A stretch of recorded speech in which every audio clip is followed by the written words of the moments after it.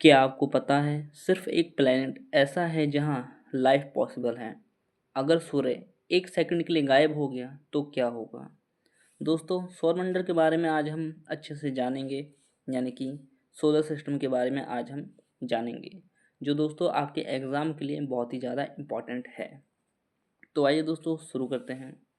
सूर्य के चारों ओर चक्कर लगाने वाले विभिन्न ग्रह, क्षुद्र ग्रह, धूमकेतु, उल्काओं तथा अन्य आकाशीय पिंडों के समूह को सौर मंडल यानी कि सोलर सिस्टम कहा जाता है।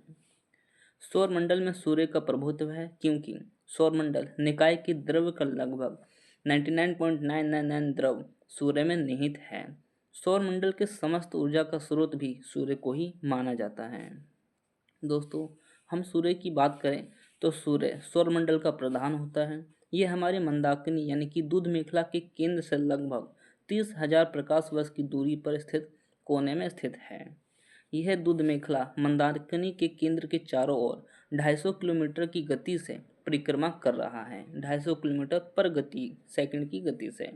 सूर्य एक गैसीय गोला है जिसमें हाइड्रोजन 71%, हीलियम 26.5% और अन्य तत्व 2.5% यानी कि 2.5% मौजूद है।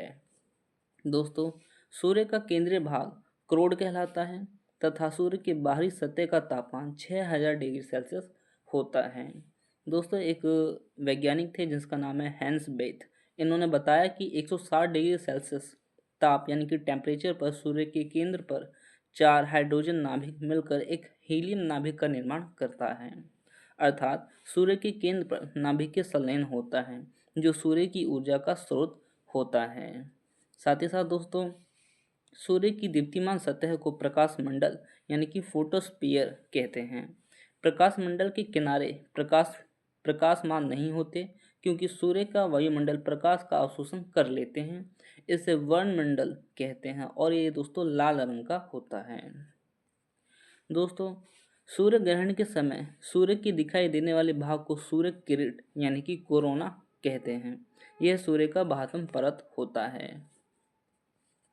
दोस्तों, सूर्य किरीट यानी कि जो सूर्य किरीट है वो एक्सरे उत्सर्जित करते हैं, एक्सरे किरण उत्सर्जित करते हैं। इसे सूर्य का मुकुट कहा जाता है। सूर्य की उम्र 5 बिलियन वर्ष मानी जाती है। सूर्य पृथ्वी से लगभग 15 करोड़ किलोमीटर दूर पर स्थित है। सूरज और पृथ्वी की ये दूरी है। सूर्य के प्रकाश को पृथ्वी तक पहुंचने में दोस्तों 8 मिनट 16.6 सेकंड का समय लगता है, यानी कि 8 मिनट 16.6 सेकंड का समय लगता है। सौर ज्वाला को उत्तरी ध्रुव पर अरोरा बोरियोलिस और दक्षिण ध्रुव पर अरोरा ऑस्ट्रेलिस कहा जाता है। साथ ही साथ दोस्तों, सूर्य के धब्बे यानी कि चलते हुए गैसों के गोले, सूर्य के धब्बे का तापमान आसपास के तापमान से 1500 डिग्री सेल्सियस कम होता है।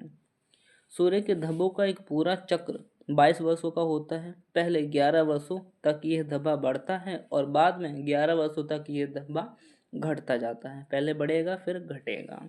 जब सूर्य की सतह पर धब्बा दिखलाई पड़ता है उस समय पृथ्वी पर चुंबकीय झंझावट उत्पन्न होते हैं, यानी कि जब सूर्य की सतह पर जब धब्बा दिखाई देता है तब पृथ्वी पर चुंबकीय झंझावट उत्पन्न होता है।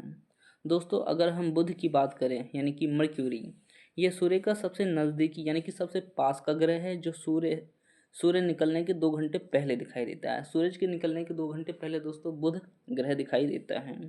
यह सबसे छोटा और सबसे हल्का ग्रह है। इसके पास कोई उपग्रह नहीं है। बुध ग्रह के पास कोई भी उपग्रह नहीं है।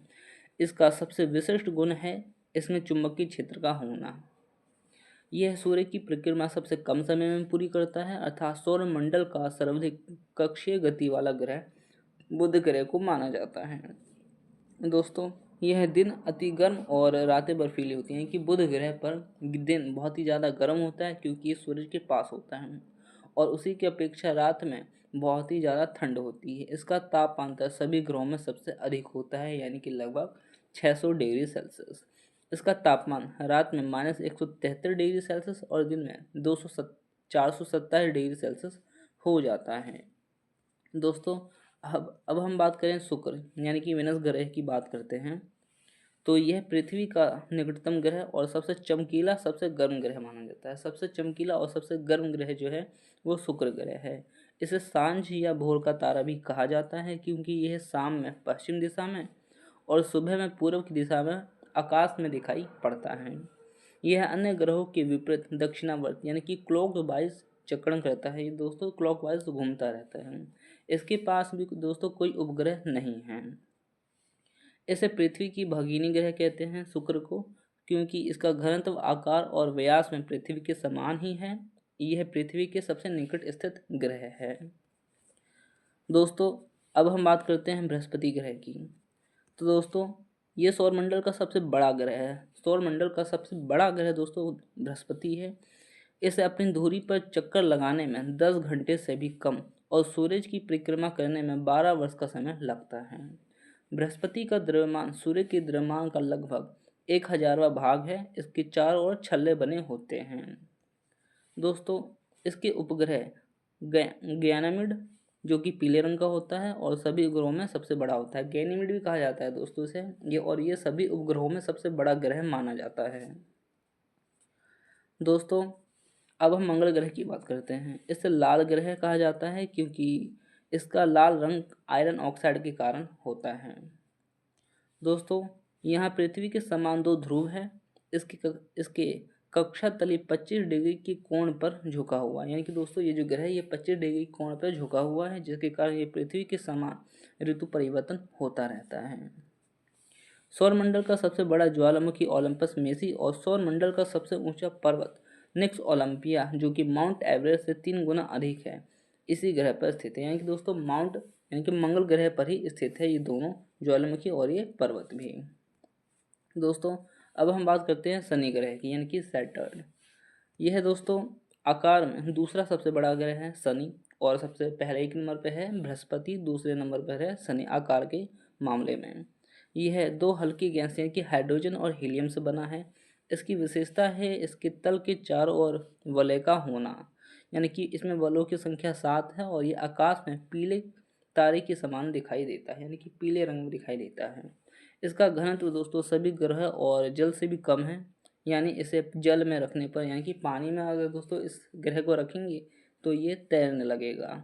इतना कम घनत्व होता है, डेंसिटी इसका बहुत ही ज़्यादा कम होता है। दोस्तों शनि का सबसे बड़ा उपग्रह टाइटन है जो सौरमंडल का दूसरा सबसे बड़ा उपग्रह है। यह आकार में बुध के बराबर होता है। शनि का दोस्तों सबसे बड़ा उपग्रह टाइटन है। टाइटन की खोज दोस्तों 1665 में डेनमार्क के खगोल शास्त्री यानी कि क्रिश्चियन हाइजोन ने की थी। टाइटन की खोज हाइजोन ने की थी। यह एकमात्र ऐसा उपग्रह है जिसका पृथ्वी जैसा स्वयं का सघन वायुमंडल है। दोस्तों टाइटन ग्रह पर खुद का वायुमंडल भी है।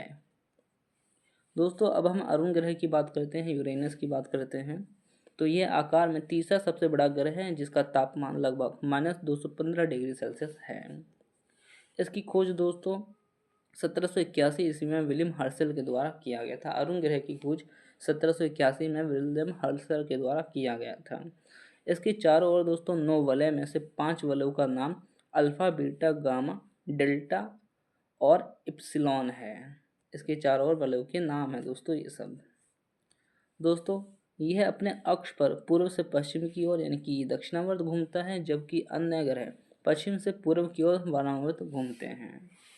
यहाँ सूर्योदय पश्चिम की ओर और सूर्यास्त पूर्व की ओर होता है। इसके सभी ग्रह पृथ्वी की विपरीत दिशा में परिभ्रमण करते हैं। सभी उपग्रह यह अपनी धुरी पर सूर्य की ओर इतना झुका हुआ है कि लेटा हुआ से दिखलाई पड़ता है, इसलिए दोस्तों इसे लेटा हुआ ग्रह भी कहा जाता है। इसका सबसे बड़ा उपग्रह टाइटेनिया है। अरुण ग्रह का दोस्तों सबसे बड़ा उपग्रह जो है वो टाइटेनिया है।